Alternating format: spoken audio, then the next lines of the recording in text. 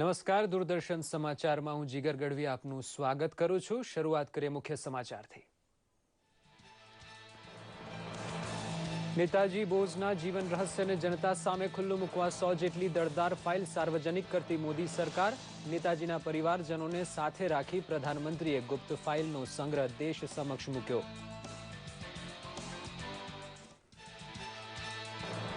નેતાજી વિશે ગુપ્તચર તંત્ર દ્વારા એકત્ર કરાયેલ માહિતીનો ખજાનો આઝાદી પછી પહેલી વખત જાહેર થતા ઇતિહાસનું સંશોધન પકડશે નવી દિશા। અણમોલ પત્ર વ્યવહાર, દુર્લભ ફોટા અને આઝાદ હિન્દ ફૌજની તવારીખ દેશ પહેલી વખત જાણશે। જનતાનો અવાજ પૂરેપૂરો રજૂ થાય તેટલો સમય દરેક ધારાસભા ફાળવે તેવો આદર્શ માપદંડ રજૂ કરતા લોકસભા અધ્યક્ષ સુમિત્રા મહાજન। વિધાનસભા અધ્યક્ષ ઉપાધ્યક્ષની રાષ્ટ્રીય કોન્ફરન્સનું થયું સમાપન।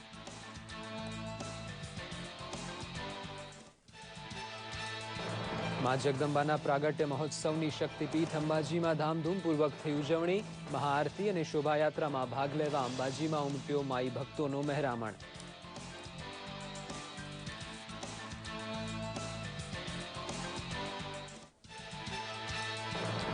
પ્રજાસત્તાક દિવસ પરેડમાં દેશ દુનિયાને સિંહ દર્શન કરાવશે ગુજરાતનો ટેબ્લો। ગીર અભયારણ્યની સજાવટ વચ્ચે જમાવટ કરશે સીધી ધમાલ નૃત્ય, તો ગીરનો જૈવિક વારસો બનશે પરેડનું મુખ્ય આકર્ષણ।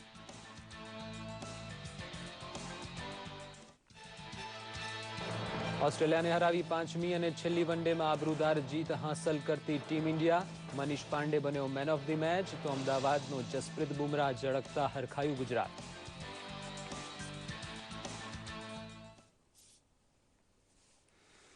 જોઈએ સમાચાર વિગતવાર। આઝાદીથી અત્યાર સુધી ગુપ્ત રહેલી નેતાજી સુભાષચંદ્ર બોઝ વિશેની 100 ફાઇલ પ્રધાનમંત્રી મોદીએ સાર્વજનિક કરતા દેશવાસીઓ સમક્ષ ઇતિહાસનો ખજાનો ખુલ્લો થયો છે। 100 ફાઇલનું ડિજિટલ સ્વરૂપ જનતાને અર્પણ કરવા માટે પ્રધાનમંત્રી જ્યારે દિલ્હીના રાષ્ટ્રીય અભિલેખાગાર પહોંચ્યા ત્યારે નેતાજીના પરિવારજન પણ તેમની સાથે જોડાયા હતા। નેતાજી બોઝની આજે 119મી જન્મજયંતિ હોવાથી પ્રધાનમંત્રીએ ગુપ્ત ફાઇલ દેશ સમક્ષ જાહેર થવાની ઘટનાને પરમ શ્રદ્ધાંજલિ તરીકે ઓળખાવી હતી। રાષ્ટ્રીય દફતર ભંડાર દ્વારા આજે જાહેર કરાયેલી ફાઇલમાં નેતાજીનો વિશ્વ નેતાઓ સાથેનો પત્રવ્યવહાર, તેમની દુર્લભ તસવીરો, નેતાજી વિશે દેશ દુનિયાના અખબારોમાં પ્રકાશિત સમાચારના કટિંગ્સ વગેરે સામેલ છે। આઝાદ હિન્દ ફૌજની રચના અને કામગીરી વિશેની દુર્લભ માહિતી ફાઇલમાંથી મળી રહેશે। પરિણામે નેતાજી બોઝના જીવન અને કવન પર સંશોધન કરી રહેલા વિદ્વાનોને માહિતીનો ભરપૂર અને અજોડ ખજાનો પ્રાપ્ત થયો છે। ગુપ્ત ફાઇલની વિગતો ડિજિટલ સ્વરૂપે ખાસ વેબસાઇટ ઉપર મૂકવાની તૈયારી ચાલી રહી છે। ગાંધીનગર ખાતે આયોજિત 2 દિવસીય સ્પીકર કોન્ફરન્સનું આજે સમાપન થયું હતું। ગુજરાત વિધાનસભામાં આયોજિત સમાપન સમારંભમાં લોકસભા સ્પીકર સુમિત્રા મહાજન, ગુજરાતના રાજ્યપાલ OP કોહલી, ગુજરાત વિધાનસભાના અધ્યક્ષ ગણપતસિંહ વસાવા સહિત ગુજરાત રાજ્યના મંત્રીઓ હાજર રહ્યા હતા। સમારોહમાં ગુજરાત વિધાનસભાના અધ્યક્ષ ગણપતસિંહ વસાવાએ 2 દિવસની કોન્ફરન્સ દરમિયાન વિવિધ રાજ્યોના વિધાનસભાના અધ્યક્ષો વચ્ચે થયેલી વિવિધ ચર્ચાની જાણકારી આપી હતી, તો રાજ્યપાલ OP કોહલીએ આઝાદીમાં ગાંધીજી અને વલ્લભભાઈ પટેલના ઉદાહરણોને ટાંકીને લોકતંત્રની રક્ષા કરવા અને તેને મજબૂત બનાવવા જણાવ્યું હતું। લોકસભા સ્પીકર સુમિત્રા મહાજને ધારાસભા તેમજ વિધાન પરિષદમાં ધારાસભ્યોની હાજરીની મહત્વપૂર્ણ ભૂમિકા હોવાનું જણાવ્યું હતું। સાથે જ ગુજરાતમાં સંપૂર્ણ વિકાસ થયો હોવાનું પણ જણાવ્યું હતું। Changing public perception of legislatures साधारणतया जनप्रतिनिधियों के लिए जो एक भाव बनता जा रहा है कि ये लोग कुछ काम नहीं करते हैं, कुछ चर्चा नहीं करते हैं, होता क्या है सदन में, इसको कैसे बदल सकते हैं, इसके लिए हम क्या कर सकते हैं। एक अच्छा डिस्कशन हो, लोकसभा हो या विधानसभा में, और उसके लिए मैं आपको बताना चाहूँगी एक विषय ये था और दूसरा था कि रेगुलर अटेंडेंस, अच्छा अटेंडेंस, और उसके लिए एक मिनिमम सिटिंग्स कैसी लोकसभा हो या विधानसभा की हो, वो मिनिमम 60 सिटिंग्स तो कम से कम कैसी हो, ये 2 विषय हमने रखे थे। પ્રિઝાઇડિંગ ઓફિસર્સ કોન્ફરન્સના સમાપન સમારંભ બાદ લોકસભા સ્પીકર સુમિત્રા મહાજને પત્રકાર પરિષદ સંબોધી હતી, જેમાં તેમણે જનતાનો વિશ્વાસ ધારાગૃહ માટે મહત્વપૂર્ણ હોવાનું જણાવ્યું, સાથે પેપરલેસ વર્ક પર ખાસ ભાર મૂક્યો હતો. कहते हैं भारत का प्रजातंत्र मजबूत प्रजातंत्र, लेकिन अगर ये बात होती गई कि इलेक्टेड रिप्रेजेंटेटिव प्रति कम होता जाएगा तो प्रजातंत्र मजबूत नहीं रह सकेगा. सो अपोजिशन हो या सरकारी लोग हो या अन्य पार्टियां हो, सबकी जो अपनी अपनी भूमिका है, इस भूमिका को सही तरीके से जनता के सामने जाना भी चाहिए. हमने पेपरलेस पार्लियामेंट की बात की थी और उसमें मैं कहना चाहूँगी कि लोकसभा में हमने बहुत कुछ सक्सेसफुली हमने वो किया है. લોકસભાના અધ્યક્ષા સુમિત્રા મહાજને કેન્દ્ર સરકાર દ્વારા અમલમાં મુકાયેલ સ્માર્ટ સિટી પ્રોજેક્ટની અગત્યતા પર ભાર મૂકતા જણાવ્યું હતું કે ભારતના શહેરો કેવી રીતે પરિવર્તન પામશે તેનો ખ્યાલ સ્માર્ટ સિટી મિશન થકી જાણી શકાશે. All India institute of local self ગવર્નમેન્ટના ઉપક્રમે smart city a road ahead વિષય અંગે અમદાવાદમાં યોજાયેલા સેમિનારને ખુલ્લો મૂકતા શ્રીમતી મહાજને આમ જણાવ્યું હતું. તેમણે વધુમાં જણાવ્યું હતું કે લોકોને અગ્રસ્થાને રાખી શહેરો પોતાની સંસ્થાકીય, ભૌતિક, સામાજિક તથા આર્થિક માળખાકીય સવલતોનું સંકલન કરશે. આ કાર્યમાં ટેકનોલોજીનો ઉપયોગ કરી શહેરીજનોના જીવન ધોરણમાં સુધારો થાય તેવું લક્ષ્ય રાખવામાં આવશે. ગુજરાત મ્યુનિસિપલ ફાઇનાન્સ બોર્ડના chairman Dhansukh Bhanderi, all India institute of local self ગવર્નમેન્ટના director general captain Anant Modi તથા સંસ્થાના પ્રમુખ રણજીત ચવાણે સ્માર્ટ સિટી મિશન અંગે તથા તે સંદર્ભે જરૂરી તાલીમ સ્થાનિક સ્વરાજની સંસ્થાના કર્મીઓને આપવા બાબત વિસ્તૃત સમજ આપી હતી.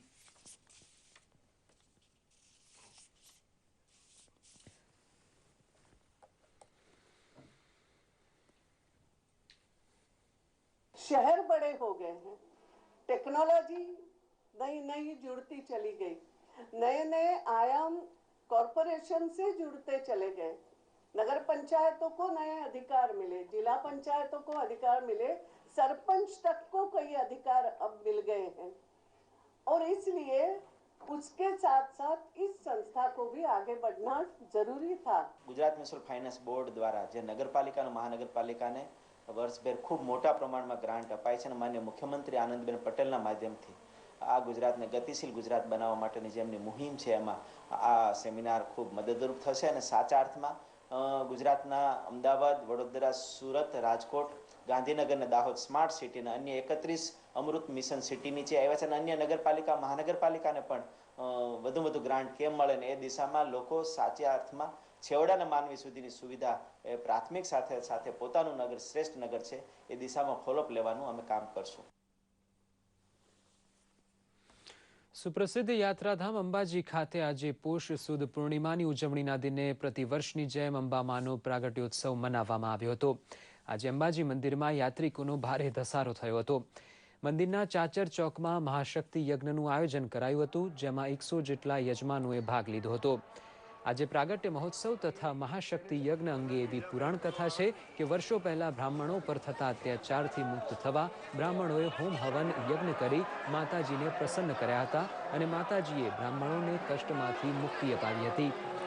આજની પૂનમ ભરવા માટે માઈ ભક્તોનો ધસારો વિશેષ હોવાથી વહીવટી તંત્ર દ્વારા સજ્જડ બંદોબસ્ત ગોઠવાયો હતો.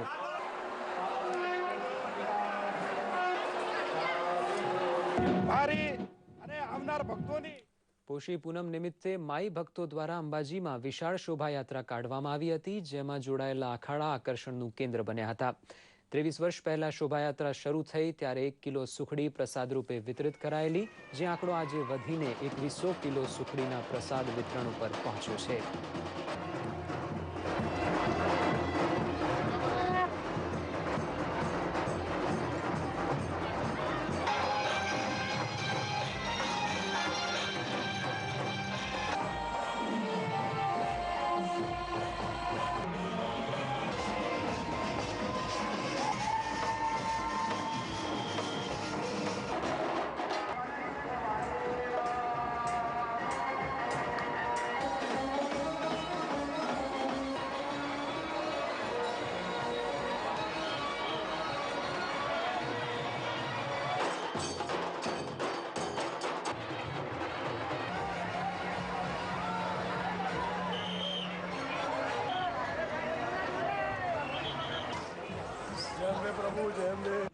થી આ શોભા દેશ અને દુનિયામાં ભારતને ગૌરવ અપાવનારા ગીરના સિંહો અંગેનો ટેબ્લો આ વખતે 26 જાન્યુઆરીએ દિલ્હી ખાતેની પરેડમાં આકર્ષણનું કેન્દ્ર બનશે.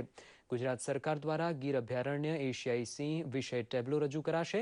ગીર અભયારણ્ય હાલ તેની 50મી સ્થાપના જયંતિ ઉજવી રહ્યું છે, ત્યારે ગીરના સિંહો અંગેની આ ઝાંખીને પ્રજાસત્તાક દિનની પરેડમાં સ્થાન અપાયું છે. આ ટેબ્લોમાં આગળના ભાગે જંગલના રાજા સિંહની આબેહૂબ પ્રતિકૃતિ મૂકવામાં આવશે.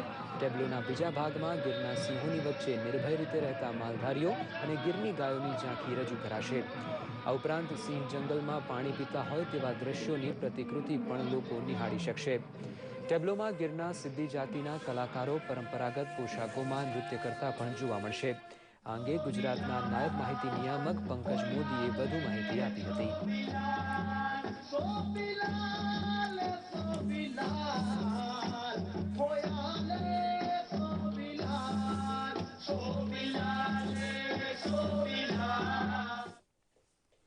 સિવિલ સર્વિસીસની પરીક્ષાઓની તાલીમ માટે રાજ્યભરમાં જાણીતા Sardar Patel institute of public administration એટલે કે સ્પીપાનું એક સેન્ટર હવે આણંદ ખાતે પણ શરૂ થશે.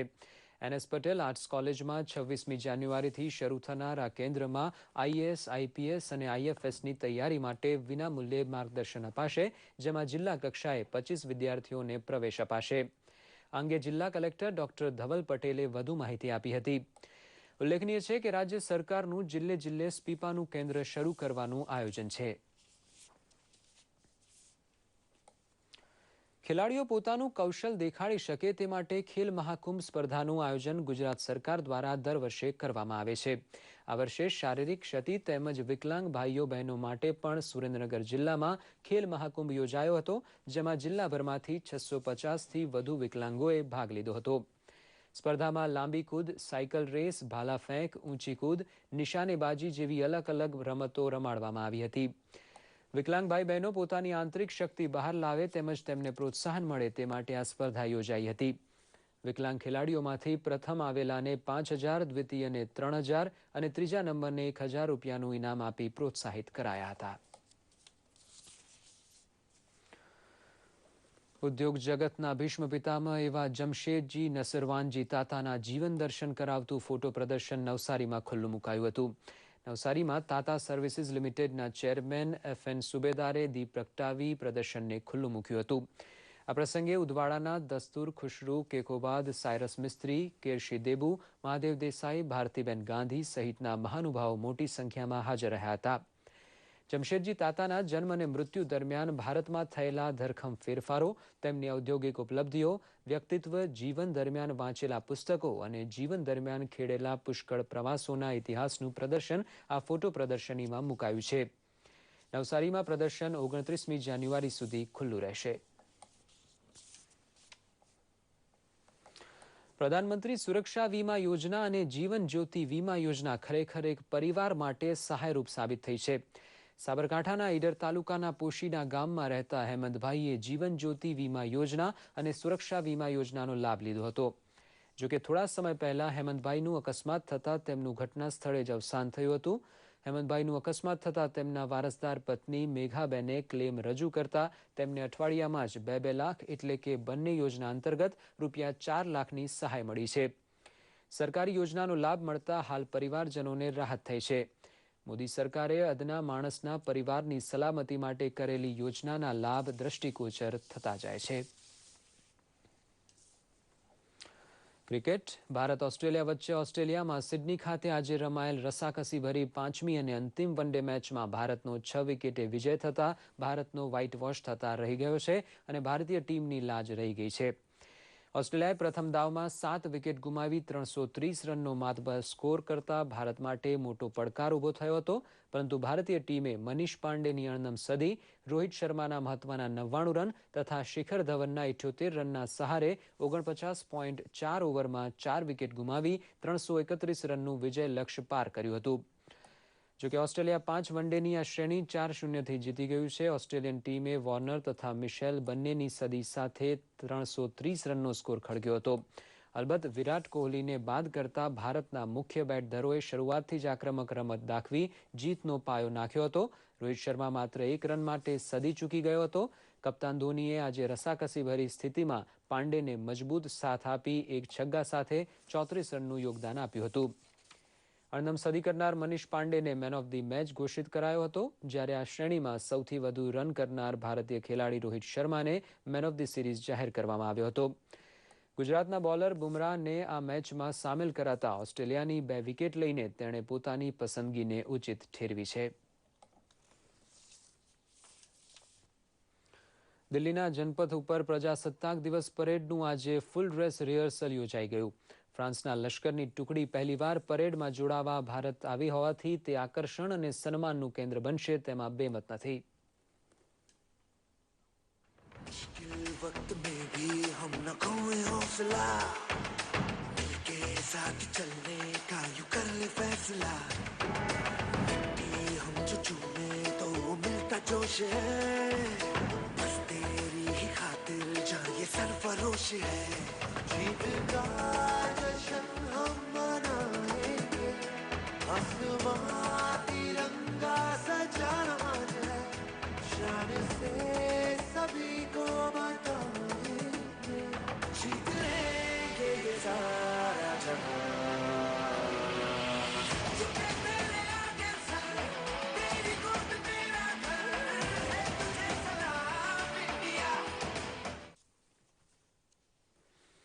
અને અંતમાં મુખ્ય સમાચાર ફરી એકવાર. નેતાજી બોઝના જીવન રહસ્યને જનતા સામે ખુલ્લું મૂકવા 100 જેટલી દળદાર ફાઇલ સાર્વજનિક કરતી મોદી સરકાર. નેતાજીના પરિવારજનોને સાથે રાખી પ્રધાનમંત્રીએ ગુપ્ત ફાઇલનો સંગ્રહ દેશ સમક્ષ મૂક્યો.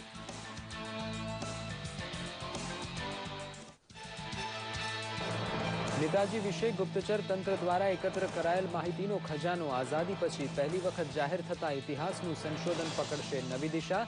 અણમોલ પત્ર વ્યવહાર, દુર્લભ ફોટા અને આઝાદ હિન્દ ફૌજની તવારીખ દેશ પહેલી વખત જાણશે. જનતાનો અવાજ પૂરેપૂરો રજૂ થાય તેટલો સમય દરેક ધારાસભા ફાળવે તેવો આદર્શ માપદંડ રજૂ કરતા લોકસભા અધ્યક્ષ સુમિત્રા મહાજન. વિધાનસભા અધ્યક્ષ ઉપાધ્યક્ષની રાષ્ટ્રીય કોન્ફરન્સનું થયું સમાપન.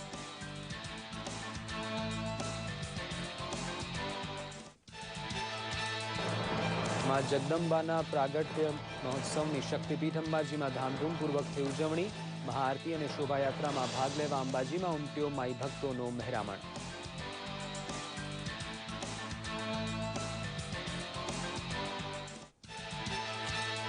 પ્રજાસત્તાક દિવસ પરેડમાં દેશ દુનિયાને સિંહ દર્શન કરાવશે ગુજરાતનો ટેબ્લો. ગીર અભયારણ્યની સજાવટ વચ્ચે જમાવટ કરશે સીધી ધમાલ નૃત્ય તો ગીરનો જૈવિક વારસો બનશે પરેડનું મુખ્ય આકર્ષણ.